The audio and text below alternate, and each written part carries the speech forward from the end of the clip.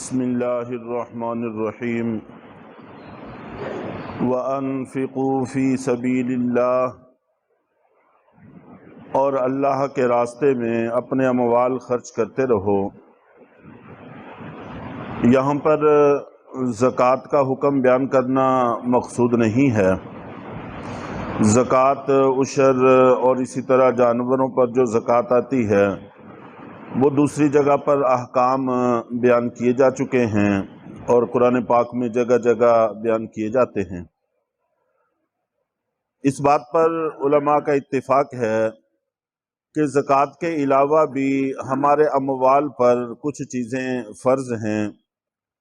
مثال کے طور پر دینی تقاضا اگر ہو تو اس کو پورا کرنا ہم سب مسلمانوں کی ذمہ داری ہے، چاہے وہ جہاد کی شکل میں ہو، چاہے مسجد کی شکل میں ہو، چاہے مدرسہ یا تعلیم قرآن، تعلیم مذہب کی شکل میں ہو، اس لیے کہ اسلام اور مذہب کی بقا سے ہی مسلمانوں کی بقا ہے۔ اگر اسلام اور مذہب کو نقصان پہنچتا ہے تو اس سے مسلمان کو نقصان پہنچتا ہے۔ اس کے لیے کوئی نصاب متعین نہیں ہے، کوئی وقت متعین نہیں ہے، بس وقت کی ضرورت اگر ہے تو سب کے ذمہ لازم ہے، اگر ضرورت نہیں ہے تو پھر کسی کے ذمہ بھی لازم نہیں ہے۔ وَأَنفِقُوا فِي سَبِيلِ اللَّهِ وَلَا تُلْقُوا بِأَيْدِيكُمْ إِلَى التَّهْلُكَةِ، اور اپنے آپ کو خود اپنے ہاتھوں سے ہلاکت میں نہ ڈالو۔ اس کے بارے میں بتایا جا چکا تھا کہ اس میں بہت ساری تفسیریں کی گئی ہیں، لیکن وہ ساری کی ساری اس کے اندر شامل ہیں۔ تو حضرت ابو ایوب انصاری رضی اللہ تعالی عنہ نے اس کو ترک جہاد سے تعبیر کیا ہے۔ تو ترک جہاد یہ بھی امت مسلمہ کی بربادی کا ایک بڑا سبب ہے۔ وَأَحْسِنُوا، اور اچھی طرح سے نیک اعمال کرو۔ احسنو کا ترجمہ یہ بھی کیا جاتا ہے کہ نیک اعمال کرو، اور اچھی طرح سے نیک اعمال کرنا یہاں پر خاص طور پر مقصود ہے، جس کو ہم احسان کہتے ہیں۔ دوسرے لفظوں میں اس کو تصوف سے بھی تعبیر کیا جاتا ہے، طریقت سے، رشد و ہدایت سے، اس قسم کے الفاظ سے بھی تعبیر کیا جاتا ہے۔ احسان کے حوالہ سے حدیث جبریل جو احادیث کی مختلف کتابوں میں منقول ہے، معروف و مشہور ہے، جس میں حضرت جبریل علیہ السلام تشریف لائے اور امت مسلمہ کو سوال جواب کے ذریعے بڑے اختصار کے ساتھ دین کی تعلیم دی، تو ان میں سے ایک سوال یہ بھی تھا کہ احسان کس کو کہتے ہیں؟ تو آپ نبی پاک صلی اللہ علیہ وسلم نے ارشاد فرمایا کہ تم کوئی بھی نیک عمل ایسے کرو گویا کہ تم اللہ کو دیکھ رہے ہو، اور اگر تم یہ کیفیت محسوس نہیں کرتے تو کم سے کم یہ درجہ تو ضرور ہی حاصل کر لو کہ اللہ تمہیں دیکھ رہے ہیں، اور یقیناً اللہ تعالیٰ ہر وقت دیکھ رہے ہیں۔ تو مقصد اور حاصل اس کا یہ ہے کہ نیک عمل اتنی اچھی طرح سے کرو کہ جس کی خاطر کر رہے ہیں اس کا استحضار ہو، اور استحضار کا کمال درجہ یہ ہے کہ انسان یہ سمجھے کہ میں اللہ کو دیکھ رہا ہوں، اور ادنا درجہ یہ ہے کہ اللہ مجھے دیکھ رہے ہیں۔ اور خدا نخواستہ جو کیفیت اس وقت ہماری ہے کہ نہ اعلیٰ درجہ حاصل ہے نہ ادنا درجہ حاصل ہے، یہ بڑا پریشان کن معاملہ ہے۔ تو اس لیے ہمیں اس کی کوشش کرتے رہنا چاہیے، اور یہ سراسر دل کا فعل ہے۔ جیسے ہم ظاہری بہت ساری چیزیں محض دیکھ کر نہیں سیکھ سکتے، حالانکہ ظاہری چیزیں دیکھ کر سیکھ لینا آسان ہے بھی نسبت ان چیزوں کے کہ جن کو ہم دیکھ نہیں پاتے، جن کا نمونہ ہمارے سامنے موجود نہیں ہے۔ تو جب ہم ظاہری دیکھ کر کوئی چیز نہیں سیکھ سکتے تو یہ سراسر باطنی عمل ہے، دل کا فعل ہے، تو اس کو بغیر سیکھے ہم کیسے جان سکتے ہیں اور اس کو حاصل کر سکتے ہیں؟ اس لیے اس کو سیکھنے کے لیے باقاعدہ طور پر ہمیں محنت کرنا ہوگی۔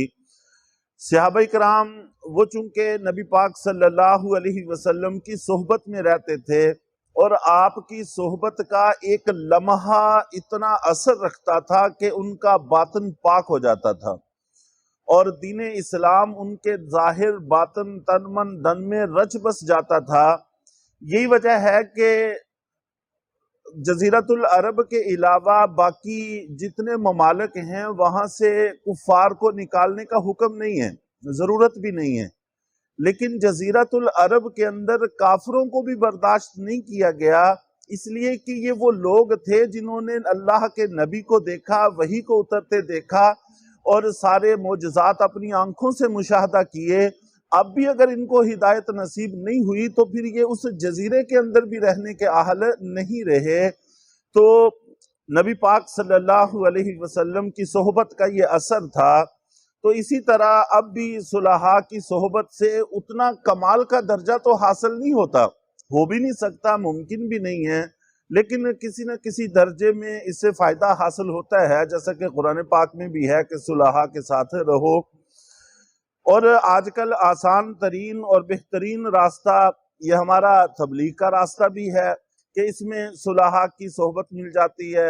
مہینے میں کچھ نہ کچھ وقت اگر بندہ ان کے ساتھ لگا لے تو 3 دن وہ مسلسل پورا وقت ایک ہی سوچ میں اور اچھے پاکیزہ ماحول میں گزرتا ہے، تو اس سے بھی یہ چیز حاصل ہوتی رہتی ہے۔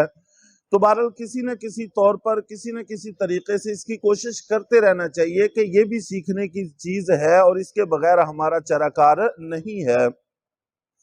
ان اللہ یحب المحسنین، یقیناً اللہ تعالیٰ نیکی کرنے والوں کو پسند کرتے ہیں۔ وَأَتِمُّ الْحَجَّ وَالْعُمْرَةَ لِلَّهِ، اور حج اور عمرے کو اللہ کی رضا کے لیے پورا کرو۔ یہاں پر بھی مقصود حج اور عمرے کا حکم بیان کرنا نہیں ہے، اس لیے کہ حج اور عمرے کا حکم دوسری جگہ پہلے سے معلوم ہو چکا ہے کہ حج فرض ہے۔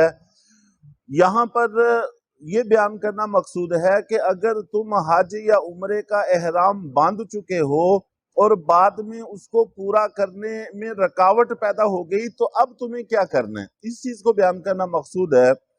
چنانچہ باتفاق تمام مفسرین یہ آیات صلح حدیبیہ کے موقع پر نازل ہوئیں جب اللہ کے نبی صلی اللہ علیہ وسلم کو عمرے سے روک دیا گیا تھا، اور جہاں پر عام حالات میں حج کا ذکر ہے وہاں پر صرف حج کا ذکر ہے کہ حج فرض ہے، عمرہ فرض نہیں ہے، اس لیے وہاں پر عمرے کا تذکرہ بھی نہیں کیا گیا۔ لیکن عام نفلی عبادات کی طرح جیسے نفل ہم شروع کر لیتے ہیں، شروع کرنا تو ہمارے ذمہ ضروری نہیں ہے، لیکن جب ہم شروع کر لیتے ہیں تو ان کی تکمیل ہمارے ذمہ ضروری ہو جاتی ہے، اس لیے کہ دوسری جگہ پر اللہ تعالیٰ کا حکم ہے لا تبطلوا اعمالکم، کہ اپنے عملوں کو باطل نہ کرو، جو عمل تم شروع کر چکے ہو اس کو مکمل کرو، اب اس کو ادھورا نہ چھوڑو۔ یہاں پر چونکہ اللہ کی طرف سے باقاعدہ حکم ہے اس کی تکمیل کا، اس حکم کی وجہ سے اس کی تکمیل واجب ہو جاتی ہے۔ اگر ہم تکمیل نہیں کر سکے تو پھر اس کی قضا ذمہ میں واجب ہوگی۔ یہی حکم روزے کا ہے کہ نفلی روزہ رکھنا ضروری تو نہیں ہے، لیکن اگر کوئی آدمی رکھ لیتا ہے تو اس کی تکمیل ضروری ہو جاتی ہے۔ اگر کسی وجہ سے تکمیل نہیں کر سکا تو اس کی قضا ذمہ میں واجب ہوگی۔ اور عمرہ کی صورتحال بھی ایسی ہے کہ عمرہ کرنا واجب نہیں ہے، لیکن اگر عمرے کی نیت سے احرام باندھ لیا اب اس کی تکمیل ضروری ہے۔ اگر کسی وجہ سے رکاوٹ آ گئی تو پھر اس کے احکام آگے منقول ہیں۔ وَأَتِمُّ الْحَجَّ وَالْعُمْرَةَ لِلَّهِ، پورا کرو حج اور عمرے کو اللہ کی رضا کی خاطر۔ تو حج تو فرض ہے اس لیے اس کی تکمیل تو ضروری ہی ہے، اور عمرہ فرض نہیں ہے لیکن شروع کرنے سے اس کی تکمیل واجب ہو جاتی ہے، اس لیے اس کو بھی ساتھ ہی ذکر کیا۔ فَإِنْ أُحْصِرْتُمْ فَمَا اسْتَيْسَرَ مِنَ الْهَدْيِ، پھر اگر کسی وجہ سے تم کو روک دیا گیا حج سے یا عمرے سے تو پھر جو قربانی تمہیں میسر ہے اس کو قربان کرو۔ جس وقت تم اپنی قربانی قربان کر دو گے تو پھر اپنے سروں کو منڈوا کر احرام کھول دو اور واپس آ جاؤ، اور پھر دوبارہ اس کی قضا کرو۔ تو اس کی تفصیل انشاءاللہ تفسیر میں آ جائے گی آئندہ درس میں۔ تو اللہ تعالی ہم سب کو قرآن پاک کے ساتھ لگاؤ عطا فرمائے اور احسان کی نعمت سے مالا مال فرمائے۔